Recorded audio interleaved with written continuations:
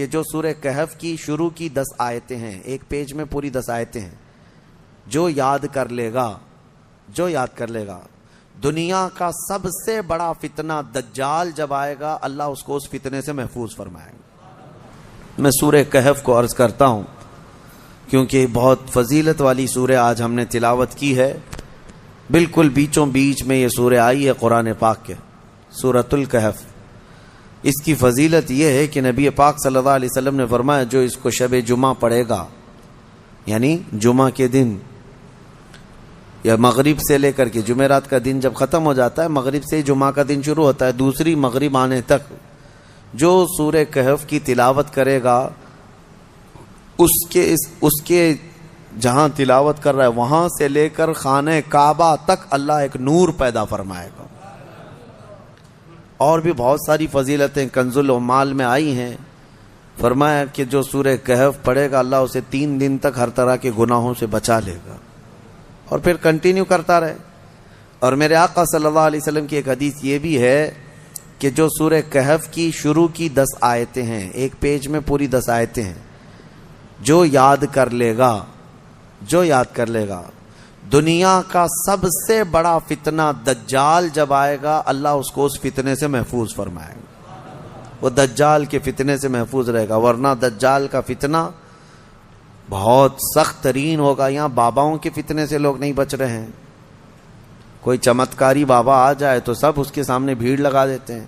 دجال تو مردے کو زندہ کر کے دکھائے گا، بارش بھی برسا کے دکھائے گا۔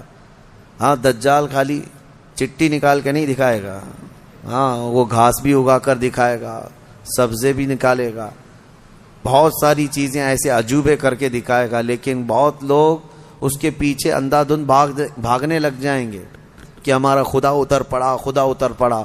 صرف ایمان والے جن کو اللہ بچانا چاہے وہ اس کے فتنے سے محفوظ رہیں گے۔ ایک تو بچ جانا الگ ہے، لیکن جو اس پر ایمان نہیں لاتا ان کو وہ سزا بھی دیتا ہے۔ دجال جو ہے دونوں ٹانگیں پکڑ کر چیر دے گا، کچھ لوگوں کو کھولتے ہوئے تیل میں بھی ڈال دے گا، اس کا رعب و دبدبہ ہوگا، اس کا غلبہ ہوگا۔ اس کے لیے مومنین کو وہ اذیتیں بھی دے گا، تکلیفیں بھی دے گا، لیکن جو جمع رہا اس کے لیے بہت بڑی جنت ہے، بہت بڑی جنت کا اللہ نے وعدہ فرمایا۔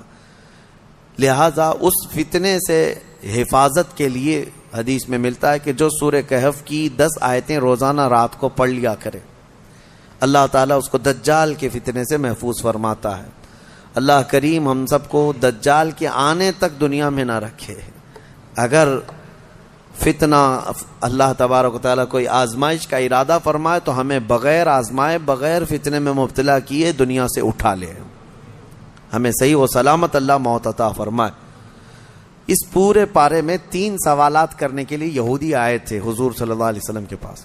اب ایک بات میں بتاتا ہوں، یہ سورہ جو اتری ہے نا پوری، یہودی جو ہے ٹیسٹ لینے کے لیے آئے تھے کہ اللہ کے آخری نبی ہیں تو ہم کچھ ایسے سوالات کریں گے جن کے جواب عربوں کو تو نہیں معلوم تھے، عربوں کو نہیں معلوم، وہ صرف اہل کتاب جانتے تھے۔ وہ 3 سوالات کیا لے کر کے آئے تھے حضور صلی اللہ علیہ وسلم سے؟ انہوں نے کہا روح کس کو کہتے ہیں؟ روح جہاں معلوم ہے سب کے پاس ابھی، روح کس کو کہتے ہیں؟ دوسرا ان کا یہودیوں کا سوال تھا اصحاب کہف کون تھے اور کتنے تھے؟ یہ غار والے لوگ کون تھے اور کتنے تھے؟ یہ سوال انہوں نے لا کر کے پیش کیا۔ تیسرا سوال تھا ذوالقرنین کون ہیں؟ حضور پاک صلی اللہ علیہ وسلم نے فرمایا جاؤ میں کل اس کا جواب دوں گا۔ اب سنو، یہ کس کے لیے؟ نبی رحمت سید الانبیاء کے لیے۔ سنو توجہ سے، جو بڑے ڈھیٹ سے کہتے ہیں نا، عام لوگوں کی بات کر رہا ہوں۔ رسول رحمت صلی اللہ علیہ وسلم نے یہودیوں سے کہا کہ کل آ جانا، میں بتا دوں گا۔ تو حضور کا یہ ارادہ تھا کہ آیتیں اتریں گی، وہی آئے گی تو میں اس سے جواب دوں گا۔ کوئی آیت نہیں آئی، کوئی وحی نہیں آئی۔ دوسرے دن یہودی آئے، حضور پاک صلی اللہ علیہ وسلم نے ان سے فرمایا کہ جاؤ میں اور کل بتاؤں گا۔ 2 مرتبہ 3 مرتبہ حضور صلی اللہ علیہ وسلم نے ٹال دیا، اور یہودیوں کو یہی چاہیے تھا، بہانہ بدنام کرنے کے لیے، پروپیگنڈا پھیلانے کے۔